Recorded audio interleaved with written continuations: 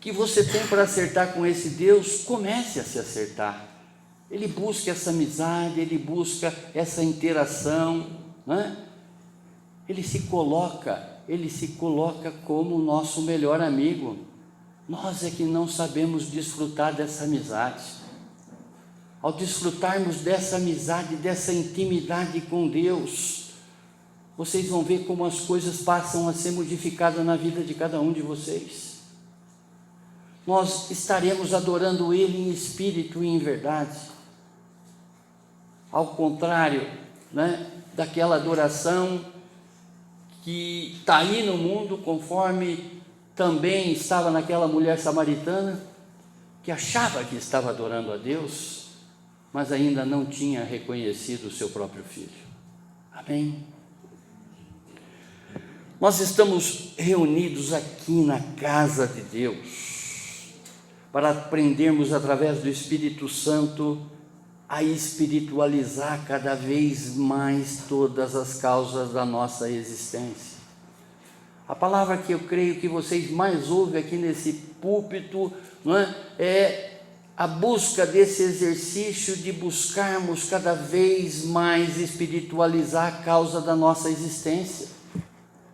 Porque se nós espiritualizarmos as causas da nossa existência, primeiro que nós vamos ter a compreensão. E quem compreende as coisas não sofre.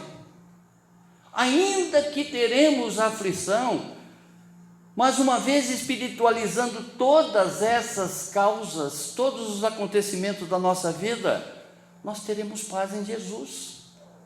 No que Ele vai dizer: no mundo tereis aflição, mas tende paz em mim, eu venci o mundo. Se eu venci o mundo, então você também pode vencer. Amém? Há um instituto nos Estados Unidos chamado de Barna Group, que é um instituto que ele se ocupa em fazer pesquisas no meio evangélico, no meio cristão, como também para os não alcançados. Para aqueles que já entregaram verdadeiramente a sua vida para o Senhor Jesus, como também para aqueles que não entregaram. Esse instituto foi fundado por George Barna. Só para que vocês tenham uma noção, esse teólogo, esse pastor, esse escritor, ele já escreveu mais de 50 livros com temas relacionados à liderança cristã. E o comportamento da igreja na atualidade. Para que lado a igreja está andando, né? Como que as pessoas estão na prática dessa fé, na prática dessa espiritualidade? E em pesquisas recentes que ele fez, que esse instituto fez, ele traz algumas amostragens com relação que nos Estados Unidos cresce de uma maneira absurda o número de desigrejados. Infelizmente, não é só nos Estados Unidos. Esse número desigrejado também ocorre e muito aqui no país. O maior fenômeno crescente de cristão é de desigrejado. Pessoas que dizem que amam a Deus, mas que não querem saber de igreja.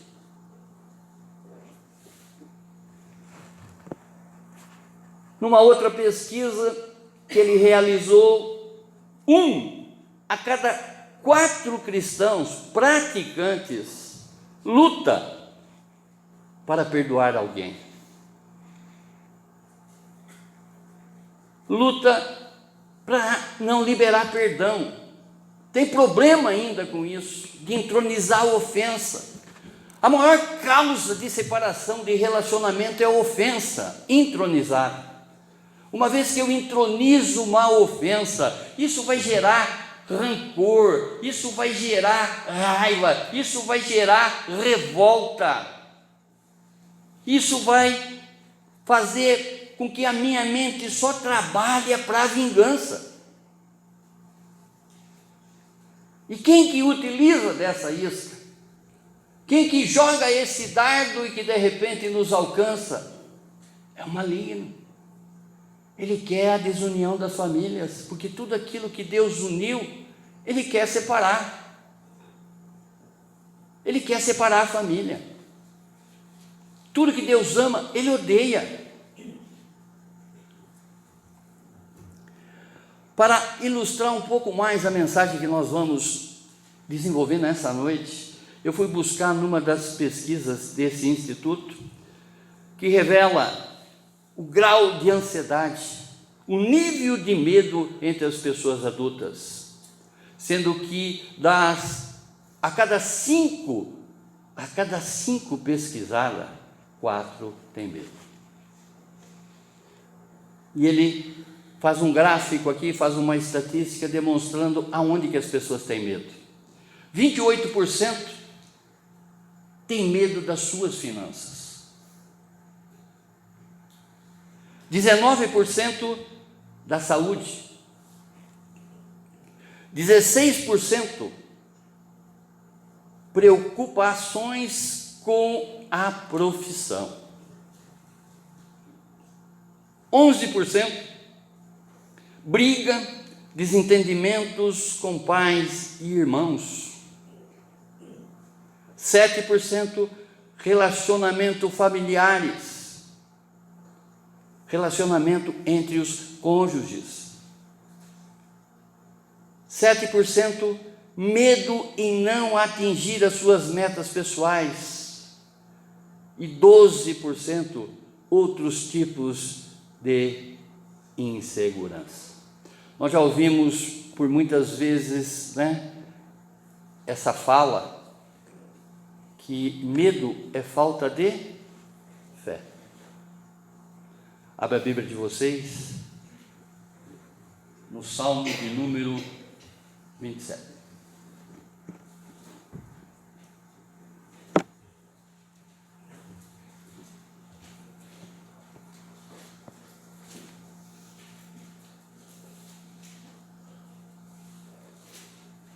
Eu já falei aqui por inúmeras vezes que Salmo ele se transforma em promessa para nossas vidas, uma vez que a gente imita o salmista. Porque não adianta, eu ler uma palavra e aplicar ela na minha vida se eu não estou tendo aquele comportamento. Não adianta eu querer a amizade de Deus se eu ainda sou o inimigo dele.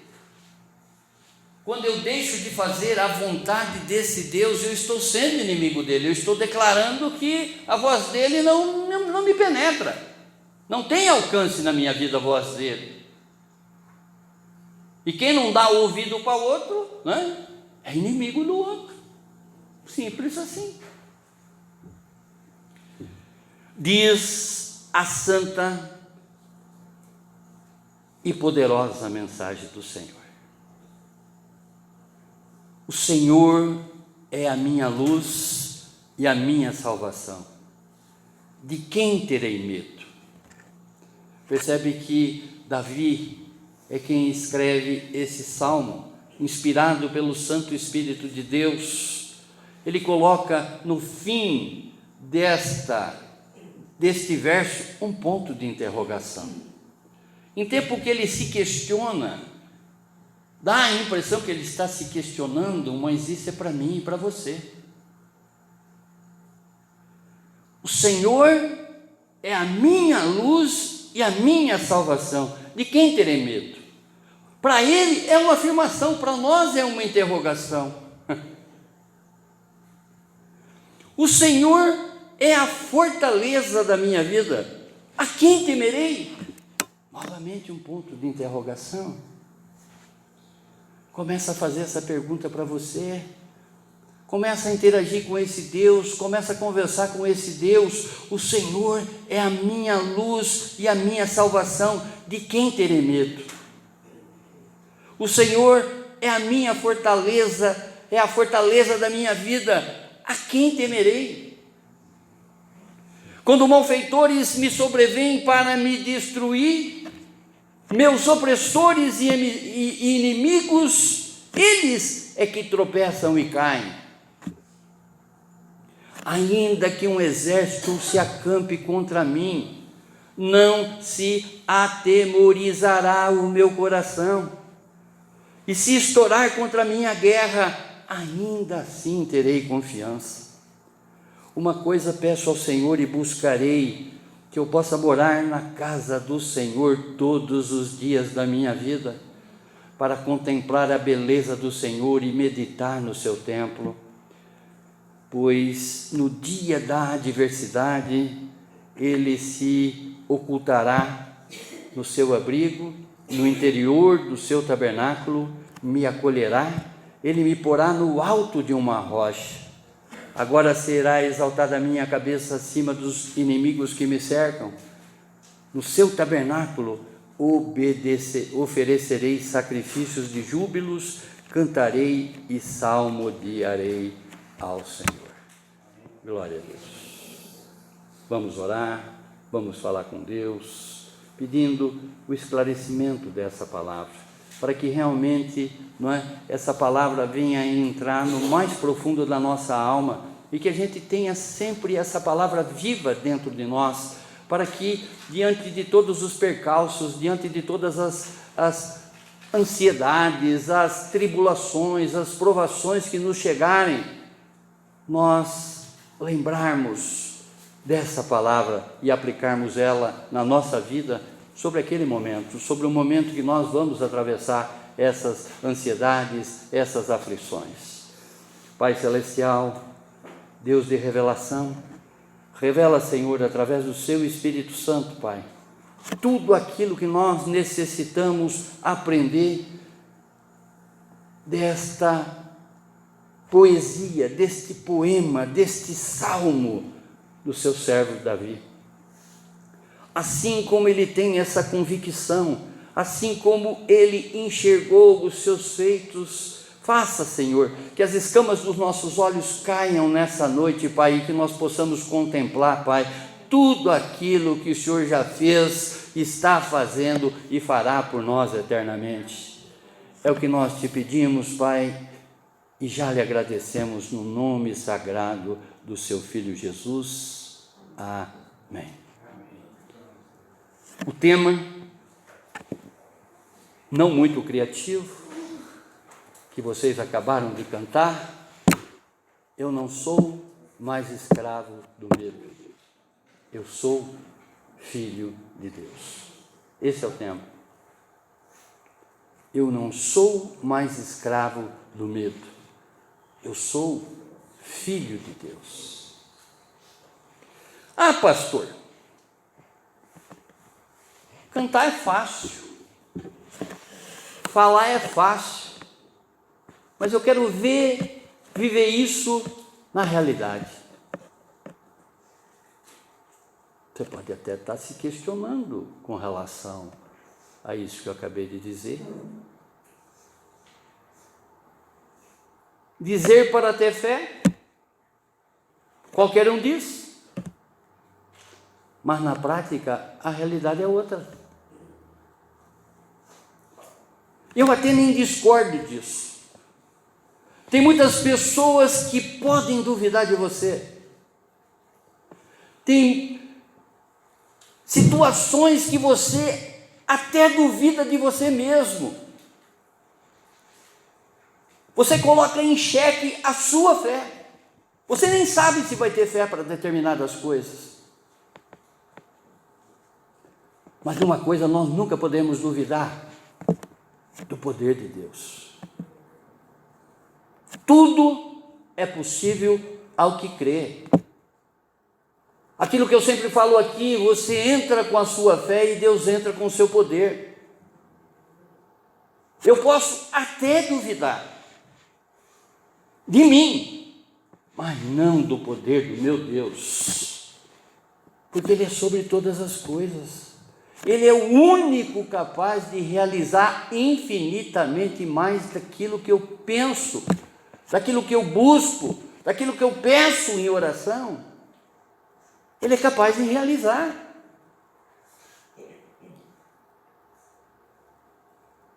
Olha para a tua vida hoje e veja onde você estava e onde você está. Aquilo que eu disse, se você quiser agora, você pode pegar uma chave sobrenatural, espiritual e trancar o seu passado. E viver uma nova realidade de vida a partir de hoje. Não importa para Deus o que você fez ontem no teu tempo de ignorância. O que importa, não é que a partir daqui você passa a morrer com a sua vontade. Vontade exacerbada, vontade que nos leva constantemente para as trevas. E viver na maravilhosa luz. Para Deus, o que importa é esse momento na tua vida. Porque aqui você tem a chance de, nesse instante, ser o verdadeiro adorador que Ele espera que você seja. Porque a hora já é. O que você fez ontem, ou posso dizer, até há 1 hora atrás, que ele assistiu, ele pode pegar isso tudo e jogar nas profundezas do mar. Aquilo que não serve nem para a tua vida.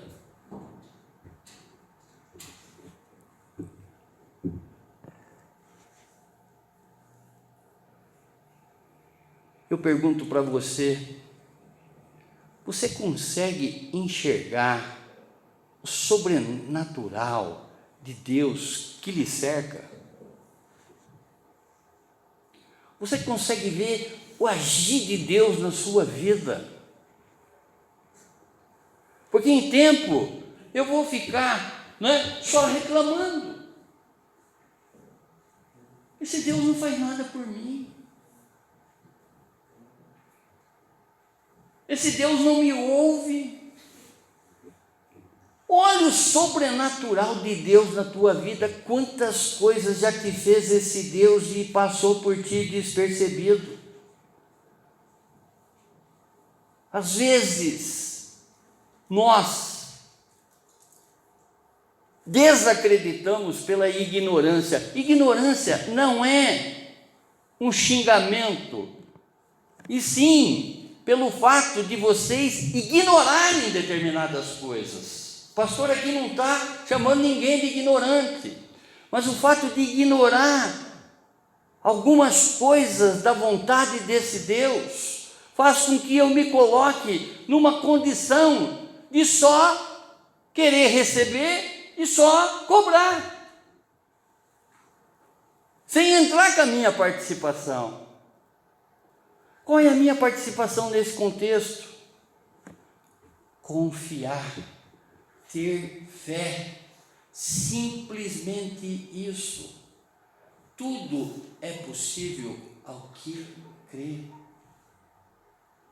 Porque Deus amou o mundo de tal maneira que deu o seu unigênito, para que todo aquele que nele crê não pereça, mas tenha a vida eterna. Todo aquele que nele crê. Quando eu confio em Jesus, eu ouço a sua palavra e aplico ela na minha vida. A maior forma de você demonstrar a sua fé é viver através da vontade de Deus. Não é somente botar a fé naquilo que você quer conquistar, mas viver pela fé. O que é viver pela fé? Primeiro, é eu ter um compromisso com esse Jesus, eu contemplar a todos os instantes os feitos dele na minha vida, é eu morrer com a minha vontade e ressuscitar com a vontade dele a todos os instantes. Senhor, É da sua vontade? Não. Então também não é da minha. Claro que nós temos hoje uma consciência que, né, ela faz uma separação natural. Nós sabemos identificar as coisas certas e erradas. Que dirá a ação sobrenatural do Espírito Santo que veio para convencer a cada um de nós do pecado, da justiça e do juízo. Quantas vezes você está fazendo uma coisa que você sabe que não deveria fazer e ainda persiste nisso? Você está negando a fé em Jesus. Você está colocando todos os seus anseios, todas as suas vontades muito mais distante para que seja conquistada. Porque oração e pecado, a oração não vai fluir. Aquilo que eu sempre digo, oração com pecado, a oração não sai do chão, ela não sobe.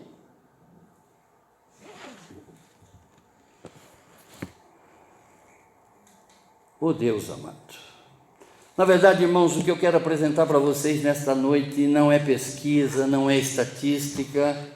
Claro, a gente só fez ali uma demonstração com relação a esse medo que nos toma, a essa falta de fé, a essa falta de entrega. O que eu quero demonstrar para vocês essa noite é o poder de Deus. Eu não sou mais escravo do medo. Eu sou filho de Deus. Olhe para quantas coisas que já te fez esse Deus e comece a contemplar agora o seu senhorio, a sua majestade, o seu grande amor por você, e comece a fazer a memória dele, que é sobre todas as coisas.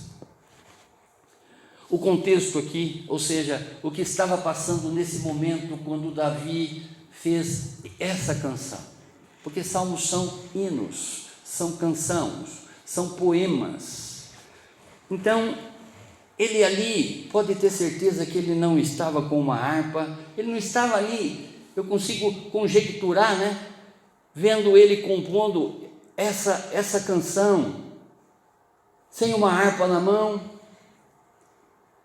cantando bem baixinho, porque se a voz dele sobressaísse, ele seria morto pelos inimigos.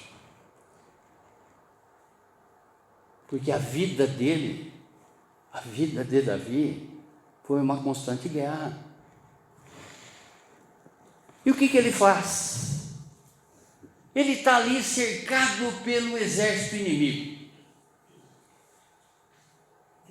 Consigo ver ele dentro de uma montanha, quietinho, mas salmodiando na mente, criando essa canção maravilhosa, esses salmos na sua mente, porque você vai ver no decorrer da palavra que ele não vai ver a hora de chegar no templo e abrir a sua voz e louvar esse Deus. Ele olha pelo retrovisor da vida dele,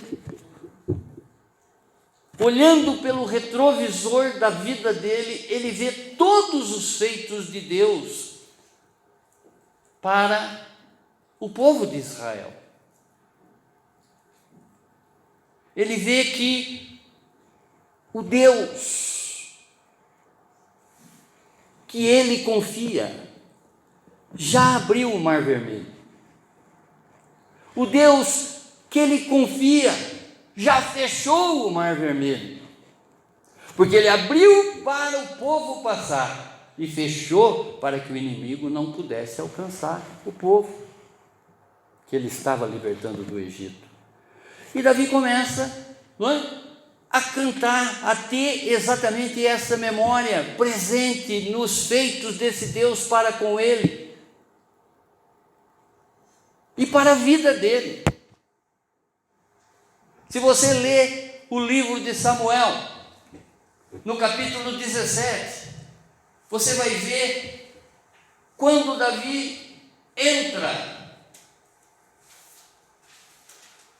na história. Você vai ver que ele era um pastor, era o mais novo de uma família, da qual os seus irmãos serviam, os seus irmãos mais velhos, serviam a Saul, que era o rei. Eles tinham se alistado juntamente a Saul para combater contra os filisteus, o exército inimigo. E nesse exército inimigo tinha um homem, um gigante de 2,90 metros de altura. Eu tenho 1,90. Imagine mais 1 metro aqui para cima. Que ficava nas portas de Jerusalém, andando de lá para cá, desafiando o exército inimigo. O pai de Davi chega para ele e fala: leva esses biscoitos, podemos dizer assim, lá para os seus irmãos que estão na guerra, estão lá no exército de Saul. Leva isso lá para eles, e também leva esses 10 queijos para o general dele. E ele vai, e ele vê aquela cena, vê aquele gigante andando de lá para cá, desafiando o povo, o exército do rei Saul.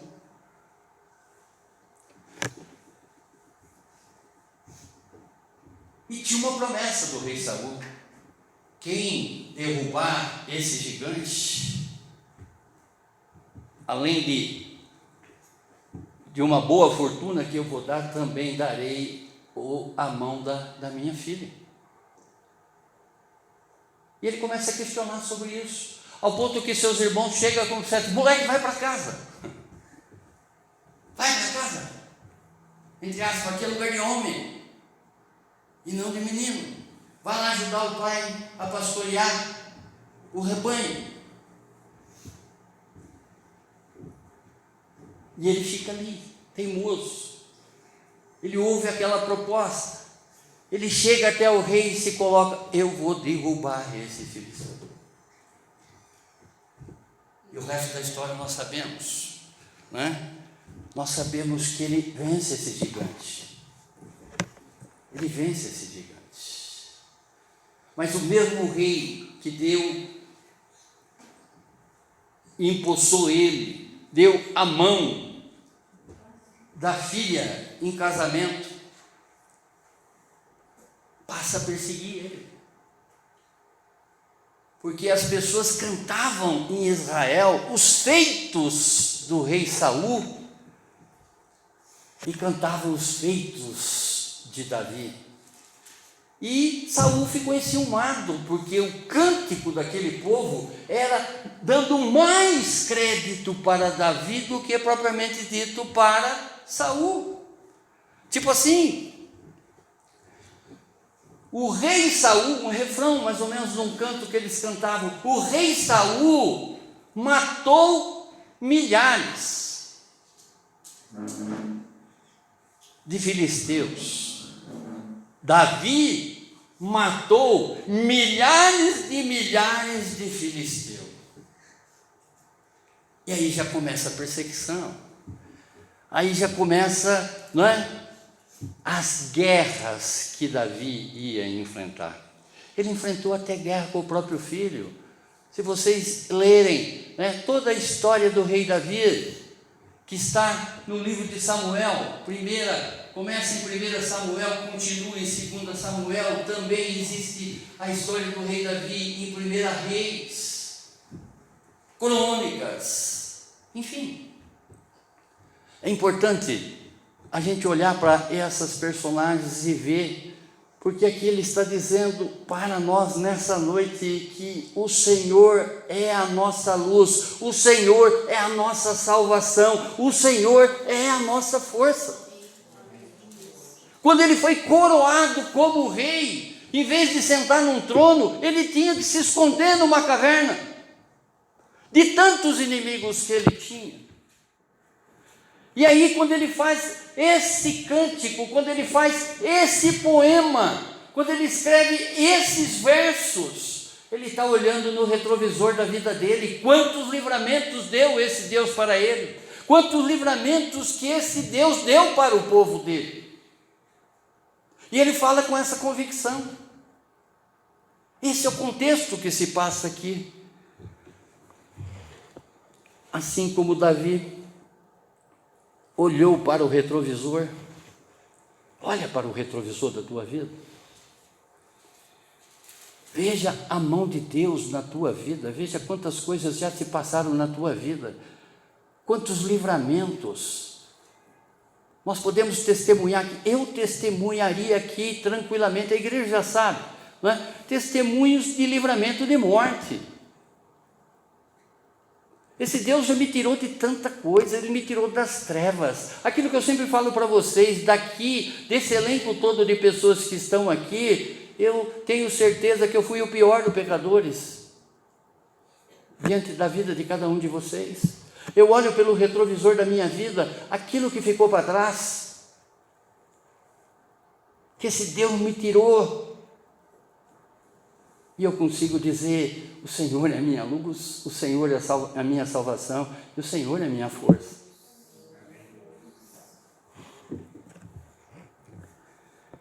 Veja e contemple os feitos de Jesus em nossas vidas.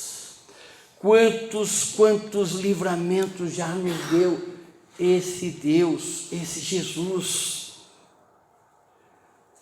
Ah, Pai amado, o autor de Hebreus vai dizer: não queremos que se tornem preguiçosos, mas que sejam como os que creem e têm paciência, para que assim recebam o que Deus prometeu.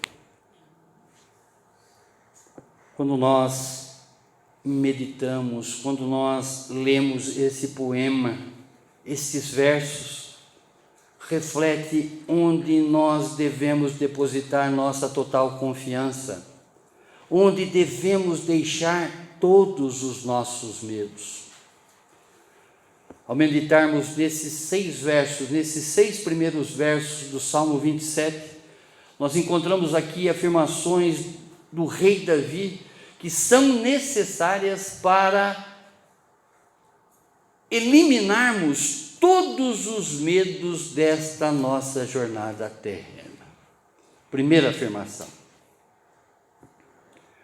a confiança que deposito no meu Senhor transforma todos os meus medos em esperança. Dos versos 1 ao 3. A confiança que deposito no meu Senhor transforma todos os meus medos em esperança. Eu fiz questão de trazer aquela estatística porque é uma amostragem, é uma demonstração do que realmente acontece com as pessoas. As pessoas estão atemorizadas, cada vez mais estarão diante desse mundo que, conforme diz a palavra, jaz morreu no maligno. Em outras palavras, esse mundo já morreu no diabo. Para o crente, aquele que realmente tem a convicção, sabe que ele não tem mais lugar nesse mundo. O crente, ele caminha à contramão do mundo. Jesus, ele vai dizer em sua oração: Pai, eu não quero que retire eles do mundo, mas que os livre do mal. Nós temos que nos entregar verdadeiramente para esse que é a luz, para esse que é a salvação, para esse que é a força da nossa vida. Jesus, Jesus, Jesus. Nós temos que mudar a trajetória. Se ontem nós caminhávamos aqui para as trevas, nós temos que fazer uma conversão e caminhar para a cruz de Jesus, aonde que nós encontramos luz, salvação e força para todas as nossas causas. Para tudo. Quando nós identificamos a cruz de Jesus na nossa vida, não é? Nós estamos dando um passo para ser esse adorador que adora a Deus e que Ele está procurando em espírito e em verdade. E a hora já não é amanhã, é hoje. Davi, ele tinha um relacionamento pessoal com Deus. Quem consegue compor para Deus, quem consegue falar com Deus, não é? Quem consegue ver o íntimo de Deus, ainda que nós não enxergamos a Deus, mas pela nossa fé nós sabemos que Ele é cuidador, nós sabemos que Ele nos ama e nos ama de uma maneira indizível. Nós não conseguimos dimensionar, nós não conseguimos narrar o verdadeiro amor de Deus. Quem consegue contemplar esse Deus é porque tem intimidade com Ele, fala com Ele. Você tem um livro hoje que Ele já preparou uma conversa de você para com Ele. Ontem ainda eu falava na INC, né? Tira no primeiro momento 10 minutos para falar com esse Deus. Marque a hora com esse Deus. Assim como você marca alguns compromissos na sua vida, marque um compromisso com Deus. Para você não achar tanto tempo, marca 10 minutos e vá a esse encontro. Seja no teu quarto, seja lá no teu trabalho, seja caminhando na rua, não importa. Nós podemos encontrar esse Deus em todos os lugares hoje, basta invocarmos Ele, Ele está perto. Se nós buscarmos, se nós realmente colocarmos na presença dEle, Senhor, eu quero agora abrir, escancarar o meu coração para Ti, ainda que o Senhor me conhece, mas eu quero falar da minha própria boca. Pode ter certeza que você vai deixar Ele de orelha a orelha. Ele vai dar um sorriso. Falei, esse meu filho entendeu aquilo que eu estou buscando nele. Glória a Deus. Glória a mim. Ele falando dele mesmo. Ah, Jesus. Nosso relacionamento pessoal, nossa amizade com o Senhor transforma toda a nossa desesperança em esperança. As pessoas vão ver você tomado de uma fé, de uma confiança, que elas vão querer imitar você. Elas vão querer conhecer esse Deus que está agindo na tua vida. Nós cantamos ainda há pouco um louvor, se Ele fizer, Ele é Deus, se Ele não fizer, Ele continua sendo Deus. Eu confio nesse Deus, eu sei que Ele está sobre todas as coisas da minha vida, Ele quer fazer muito mais, e às vezes quem atrapalha desse realizar sou eu mesmo. Eu estou falando, eu me dirigindo a vocês. Também. Davi nos diz que Deus é a sua luz, sua salvação e a sua força. Esses qualificativos do Senhor, luz, salvação, força, servem para nos trazer esperança e nos livrar do medo, mesmo no meio das batalhas. Aquele louvor da Cassiane, está chorando? Louve. Está doendo? Louve.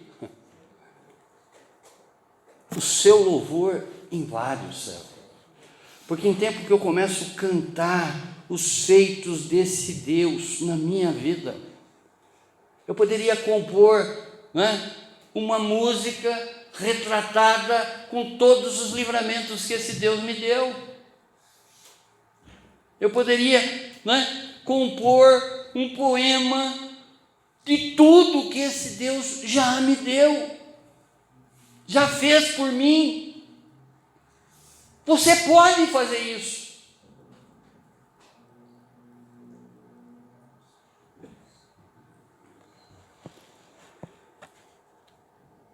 Como luz, Deus livra o seu povo das trevas. Olha o que vai dizer o salmista também no Salmo 119, verso 105. Lâmpada para os meus pés é a tua palavra e luz para os meus caminhos. O que o salmista está dizendo? Eu ouço a palavra de Deus, eu estou caminhando e eu estou com a luz, eu não vou errar a direção, porque a palavra dele é luz, é luz, é luz para os meus pés. Eu não vou pisar em terreno falso. Está certo ou não? É luz para os meus pés. É lâmpada para os meus pés, é luz para os meus caminhos. Meus pés estão lumiados, eu não vou errar a direção, eu estou andando na palavra de Deus. Quem tem essa intimidade consegue escrever essas frases. Por isso que, quando a gente imita o comportamento do salmista, esse salmo se torna promessa na nossa vida. Caso contrário, é uma frase. É uma frase solta no ar. Eu li, mas não apliquei.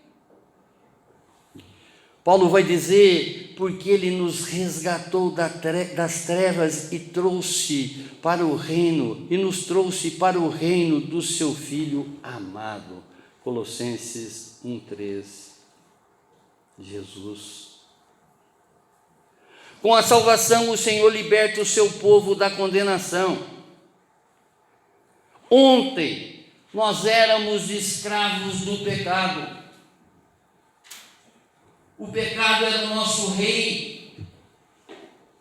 O pecado nos algemava, porque o meu pensamento era pecaminoso, as minhas ações eram pecaminosas, o meu comportamento era pecaminoso. Eu me rendia a todos os instantes para concupiscências, que significa cobiça, desejo dos olhos. Eu batia o olho em determinada coisa, eu já maliciava. Na cobiça da carne, no desejo da carne, na soberba da vida. Queria ser aquilo que eu não era.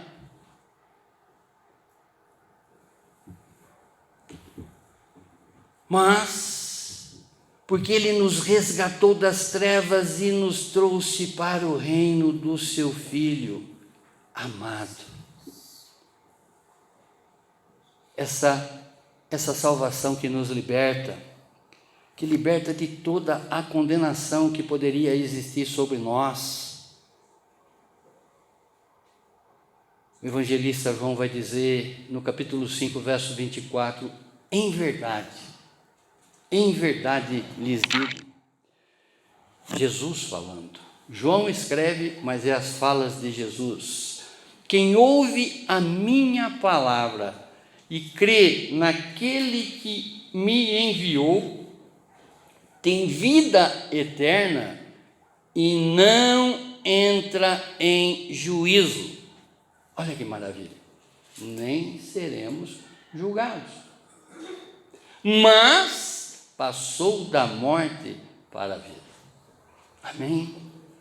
Nós não vamos entrar nesse juízo, porque nós somos praticantes, nós ouvimos a palavra de Deus, estamos andando nessa verdade. Conhecereis a verdade e a verdade os libertará. Quem está liberto não tem juízo, de prisão sobre.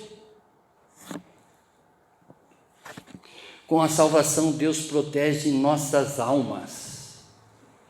Jesus falando, as minhas ovelhas escutam a minha voz, eu as conheço e elas me seguem.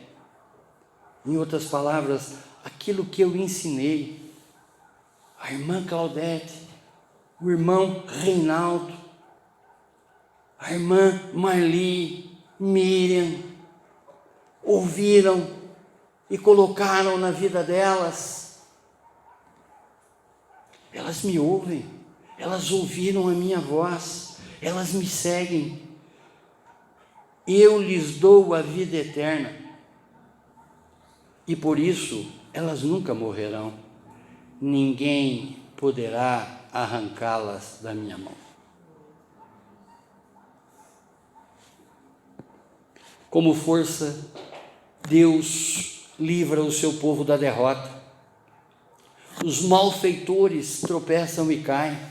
Ainda que exército se acampe contra mim, não terei medo. Mesmo que estourar a guerra, ainda assim terei confiança no meu Senhor. O apóstolo Paulo, em 1 Coríntios, capítulo 15, verso 57, vai dizer: mas agradecemos a Deus que nos dá a vitória por meio do nosso Senhor Jesus Cristo. Glória a Deus, glória a Deus, glória a Deus. E ele também vai dizer em Romanos 8,37: em todas essas coisas, porém, somos mais que vencedores por meio daquele que nos amou. Amém? Segunda afirmação: o compromisso com meu Deus transforma todos os meus medos em esperança. Davi, ele dedicava um bom tempo meditando e contemplando a casa de Deus. Lembra que eu falei para vocês e disse ontem na INC, comecei a falar aqui, marque 10 minutinhos com esse Deus, das 9 às 9h10. Vai lá, contemple esse Deus, glorifique, esse momento, converse com Ele. Eu tenho certeza que amanhã você vai ter motivação para falar 20 minutos, e assim sucessivamente. Naquilo que eu falava ontem na INC, vai ter dia que você vai querer passar o dia com esse Deus, vai ter semanas que você vai querer passar semana com esse Deus, vai ter mês que você vai querer passar mês com esse Deus, ano com esse Deus, estando sempre na presença dEle, você vai viver a eternidade com esse Deus, sem sombra de dúvida, sem medo de errar, de ser feliz. Aquele que ouve a minha palavra e coloca em prática, o que ele diz? Vamos ler de novo. As minhas ovelhas escutam a minha voz, eu as conheço, e elas me seguem. Eu lhes dou a vida eterna e por isso elas nunca morrerão. Ninguém poderá arrancá-las da minha mão. Glória a Deus. Davi dedicava esse tempo com Deus. Seu desejo era habitar na casa do Senhor todos os dias. Seu desejo era não sair da presença de Deus. Davi quer morar onde o Senhor habita e onde a presença do Senhor é real. Assim como o salmista Davi, que escreve esses versos, esse cântico. Também há outros salmistas que escrevem salmos, como o grupo de Corá que escreve o Salmo 84. É assim também que nós devemos desejar estar na casa de Deus. Lembra que eu falava lá na frente que há cada vez mais um número maior, há um número assustador dos desigrejados de hoje em dia. Basta você olhar, inclusive, para a sua amizade, quantas pessoas que você lembra que caminhava contigo, que um dia já caminhou contigo, já esteve sentado até aqui e hoje está desigrejado.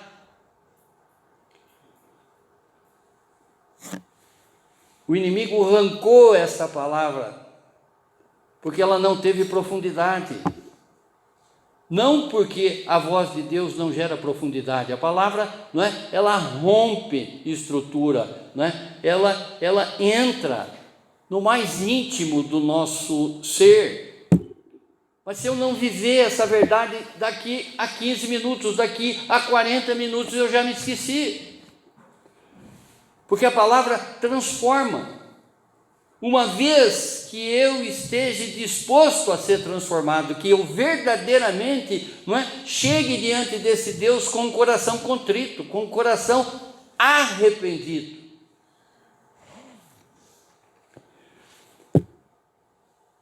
O salmista diz: como é agradável estar no lugar da sua habitação. Diferente daquela estatística que essas pessoas não querem mais, não querem mais a igreja na vida delas.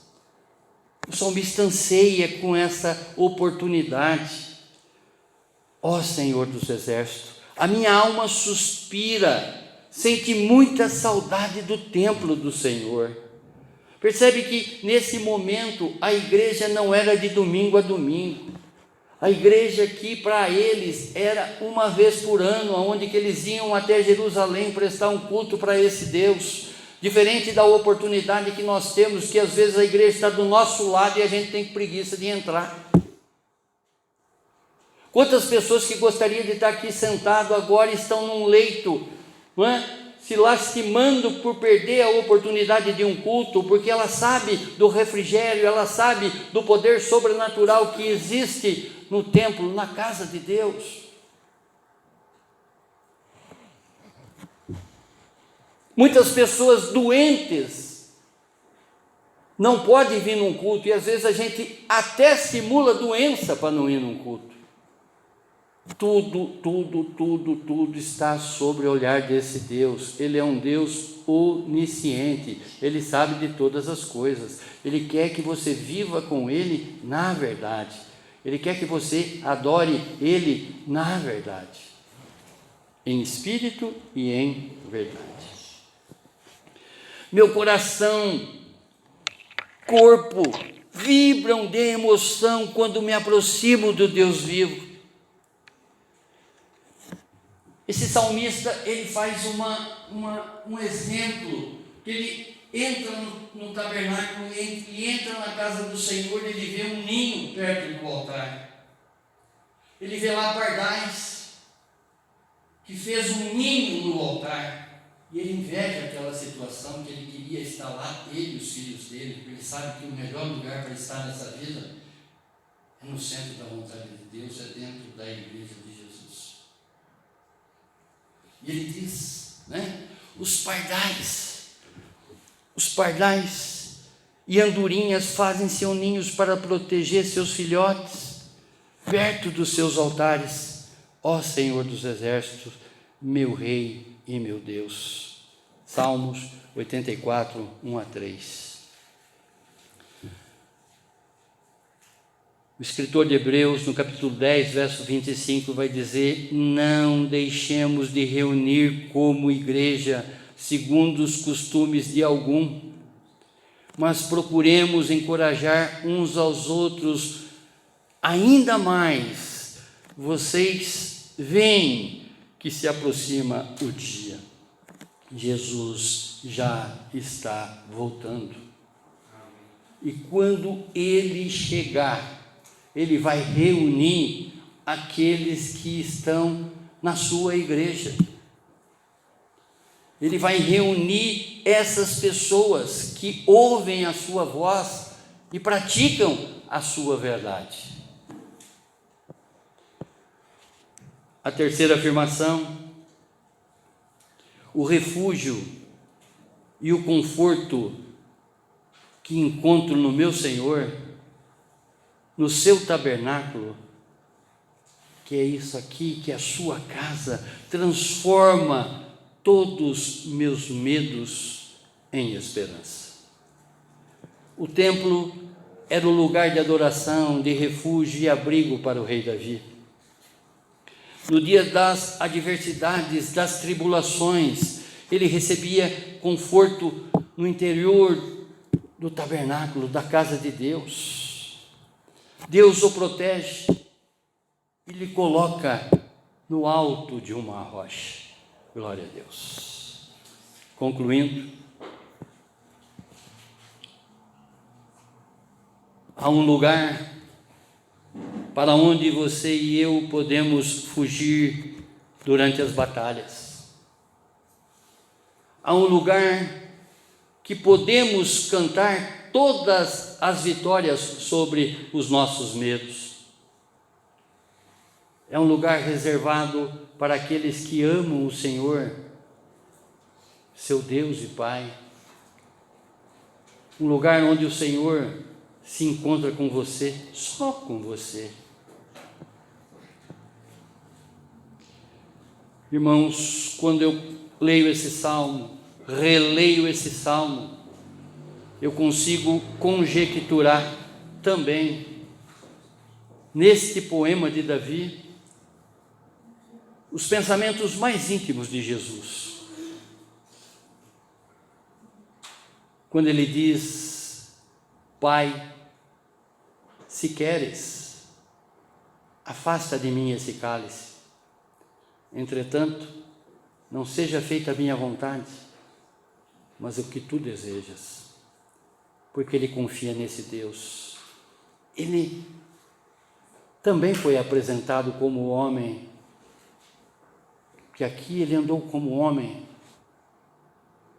Ele conhecia esse salmo. Ele sabe que o Senhor é a luz, o Senhor é a salvação, o Senhor é a força. Ele tinha determinado, ele já sabia tudo o que já estava determinado, tudo o que ele iria passar, o sofrimento que ele ia ter, tanto que ele fala com o Pai: Pai, se queres, afasta de mim esse cálice. Entretanto, não seja feita a minha vontade, mas o que tu desejas. Ele sabia que ele tinha que passar pela cruz, porque é passando pela cruz que ele, a partir dali, que ele seria glorificado, como foi. Eu consigo conjecturar também esse poema de Davi em Jesus, os seus pensamentos, quando os seus algozes, os principais sacerdotes, os capitães do templo, os anciões, foram prendê-lo no Getsêmani. Eu creio que ele cantava já a sua vitória. Pedro quis impedir, mas ele mesmo diz: é conveniente, é necessário que eu passe pela cruz para que eu possa ser glorificado. Ele sabia, ele sabe que ele tem um Deus realizador, ele sabe que ele tem um Deus provedor sobre todas as coisas. Ele sentia ali, ele já contemplava todos os feitos desse Deus na vida dele.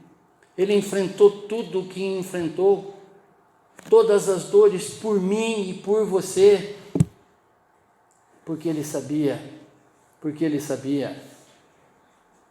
que essa seria a melhor forma de demonstrar o amor dele para cada um de nós. E às vezes a gente vira as costas para esse Deus, para esse Jesus, até mesmo não indo prestar um culto de gratidão, de reconhecimento por tudo aquilo que ele foi, ele está sendo e ele será por nós eternamente. O Senhor é a minha luz e a minha salvação.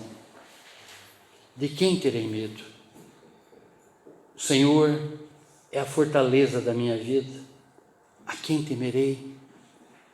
Quando malfeitores me sobrevêm para me destruir, meus opressores e inimigos, eles é que tropeçam e caem. Glória a Deus. Obrigado, Senhor. Obrigado, Pai, por essa sua palavra, Deus. Obrigado. Obrigado por seu Espírito Santo ter nos revelado, Pai, muito mais daquilo que nós já sabíamos, Senhor. Termos entendido, Pai, no mais profundo da nossa alma, Pai, a luz que o Senhor emana na nossa vida, a salvação que o Senhor traz para cada um, Senhor. e a força que o Senhor nos dá diante de todos os nossos medos, nos nossos momentos de fraqueza. Obrigado, Pai. Obrigado por nos falar profundamente, Senhor, através desse poema, através desses versos que Davi escreveu, inspirado pelo seu Santo Espírito. Que nós tenhamos uma lembrança constante da nossa vida e que nós não busquemos trazer na nossa memória os seus feitos somente em 30 dias na celebração da Santa Ceia, mas ao contrário, ter essa lembrança viva dentro de cada um de nós, Pai, a todos os instantes da nossa vida, Senhor. Que nós possamos morrer com a nossa vontade, Pai, e ressuscitar com a vontade do Senhor. Nós queremos, Senhor, viver no centro da sua vontade, Pai. Obrigado, Pai, por tanta revelação nesta noite, Senhor.